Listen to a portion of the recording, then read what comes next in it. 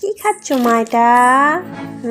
হাতে কি আছে তোমার? এটা কি খাচ্ছ এরকম করে? কি টেস্টি, খেতে খুব টেস্টি। আহা, কেন যে আমার মোবাইলটা এরকম ভাবে দেখে, আমি যা করি কেন যে এরকম করে আমাকে মোবাইল নিয়ে থাকে আমি বুঝতেই পারি। আহা, আমাকে শান্তিতে এরা খেতেও দিবে না। কি টেস্টি, কি টেস্টি। কি আছে দেখি তো, হাতে কি আছে?